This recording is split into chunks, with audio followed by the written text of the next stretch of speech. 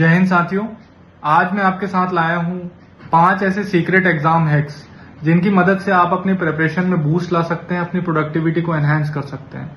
ये वीडियो उन सभी एस्पिरेंट्स के लिए है जो किसी न किसी एग्जाम की तैयारी कर रहे हैं, या फिर उन पेरेंट्स के लिए है जिनके बच्चे किसी एग्जाम की तैयारी कर रहे हैं। तो आइए जल्दी समझते हैं 5 एग्जाम हैक्स क्या है।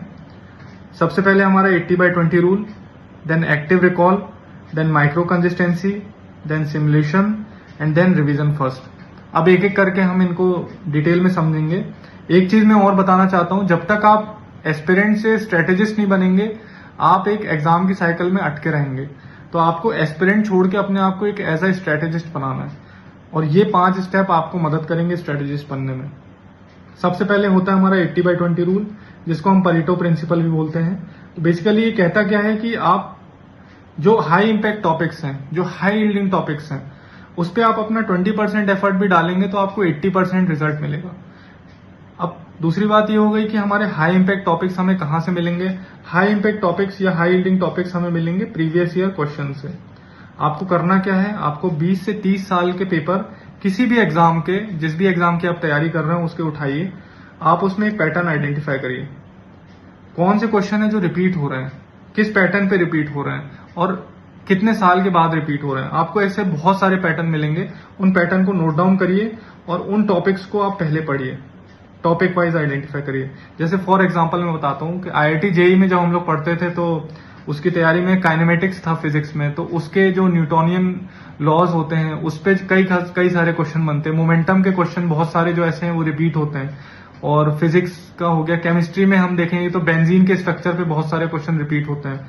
यूपीएससी में देखेंगे तो पॉलिटी के कई सारे ऐसे क्वेश्चन है जो लगातार कंटिन्यूअस रिपीट हुए हैं। उसी तरह आप देखेंगे कि फोकस स्टडी आप अगर हाई इंपैक्ट टॉपिक्स पे डालेंगे तो आपको ज्यादा रिजल्ट मिलेगा। उसके बाद हम नेक्स्ट स्ट्रेटेजी पे आते हैं, एक्टिव रिकॉल। ये फिजिसिस्ट रिचर्ड फाइनमैन ने डेवलप की थी। बेसिकली ये कहता क्या है कि just treat brain like a muscle. Brain एक मसल है। आप कभी भी जिम स्टार्ट करेंगे तो पहले हफ्ते में आपको दर्द होगा, आपकी बॉडी को पेन होगा, लेकिन जैसे जैसे आप जिम में कंसिस्टेंट रहेंगे, आप जिम में रेगुलर जाएंगे, आपका ये दर्द ठीक हो जाएगा, आप ज्यादा वेट उठाने लगेंगे। सिमिलरली ब्रेन को अब हमें ट्रेन कैसे करना है। सबसे पहले आप कोई भी सोर्स या बुक जिससे भी आप पढ़ते हैं आप उसको पढ़िए, आप उसके 4-5 पेज पढ़िए। फिर आधे 1 घंटे के बाद आप ये देखिए कि आपको याद कितना रह रहा है। आप जो भी याद रह रहा है आप उसको एक नोट डाउन करिए एक जगह पे। जहां भी आपने नोट डाउन किया है वहां से आप ओरिजिनल सोर्स से मैच करिए कि आप कितना परसेंटेज रिकॉल कर पाए हैं सही से। तो शुरू में आप देखेंगे कि आप 10 से 20% रिकॉल कर पाते हैं, और जैसे जैसे over the period of time आप इस चीज को रिपीट करेंगे तो आप देखेंगे कि आपका परसेंटेज इंप्रूव होगा 30%, 60%, 70%। इसका मतलब ये है कि आपका ब्रेन जो है पहली बार की रीडिंग में ही चीजें रिकॉल करना सीख गया है। तो ये हम फोटोग्राफिक मेमोरी भी जिन लोगों की होती है वो ऐसे ही ट्रेन करके बनती है। नेक्स्ट हम देखेंगे माइक्रो कंसिस्टेंसी होती है एक कॉन्सेप्ट। माइक्रो कंसिस्टेंसी का सिंपल मतलब ये होता है कि हमें कछुआ बनना है, हमें चीता नहीं बनना है। चीता जो है वो थक जाता है। इसका ये सिंपल मतलब ये है कि अगर आप पहले दिन से ही 10 या 12 घंटे की तैयारी करने बैठ जाएंगे, सिटिंग आवर्स अपने 10 या 12 घंटे रखेंगे, तो आप फ्रस्ट्रेट हो जाएंगे, आप सस्टेन नहीं कर पाएंगे over the period of time. आपको बढ़ाना है, नो डाउट आपको सिटिंग आवर्स बढ़ाने हैं, लेकिन स्टार्टिंग में आप छोटे छोटे पीरियड्स के लिए बैठिए। इसमें मैं आपको आगे बताऊंगा अगले वीडियोज में।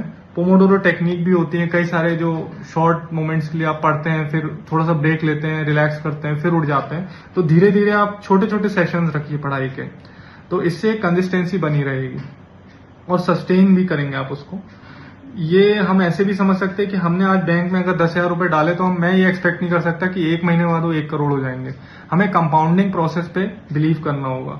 उसी तरह हमारी प्रिपरेशन में भी कंपाउंडिंग इफेक्ट पे बिलीव करना होगा। सबसे इंपॉर्टेंट स्टेप्स मैं बोलूंगा इसका सिमुलेशन है। ये किसी भी एग्जाम में सबसे इंपॉर्टेंट चीज होती है।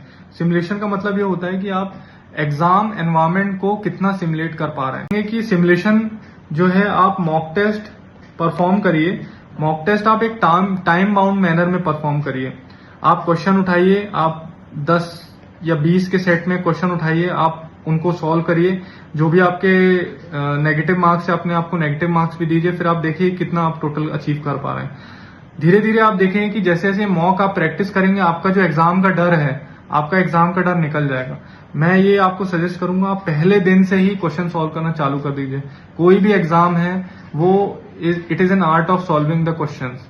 जितने ज्यादा आप क्वेश्चन सॉल्व करना सीख गए, आप बिना पढ़े भी कोई भी एग्जाम निकाल सकते हैं। आपको सिर्फ क्वेश्चन सॉल्व करना आना चाहिए। सबसे इंपॉर्टेंट स्टेप जो होता है अगला, वो होता है रिवीजन फर्स्ट। रिवीजन फर्स्ट में इसका मतलब ये है कि आप भले ही आप नई चीज ना पढ़े, लेकिन पुरानी आपने जो पढ़ी है आप उसको रिवाइज करते रहिए हर 6 दिन के बाद, हर 7 दिन के बाद। तो ये आपके ब्रेन को रिकॉग्निशन टेक्निक देगी। इंपॉर्टेंट जो टॉपिक्स हैं उनको बार बार रिवाइज करने में मदद करेगी। कुछ फॉर्मुलेज हैं जो आप बार बार भूल जा रहे हैं, वो आप रिवीजन के थ्रू आप देखेंगे कि धीरे धीरे over the period of time आपके माइंड में जो रटना बोलते हैं वो बेसिकली रिवीजन होता है। First study, understand and then revise and continue this cycle again and again. और आज यही एग्जाम हैक्स हैं। आगे आने वाले वीडियोस में आपके साथ शेयर करूंगा कि कैसे और जो टेक्निक्स होती हैं एआई की मदद से, या फिर जेमिनाई, चैट जीपीटी, या इमेज रिकॉग्निशन टेक्निक होती है, आप किसी भी कॉन्सेप्ट को किसी इमेज से रिकॉग्नाइज कर सकते हैं। तो ऐसी टेक्निक्स भी मैं आपको बताऊंगा आगे आने वाले वीडियोस में। और भी जो टॉपिक्स हैं, और भी कोई एग्जाम है जिसके बारे में आप डीप में समझना चाहते हैं तो आप कमेंट कर सकते हैं। और आज के लिए इतना ही। जय हिंद साथियों।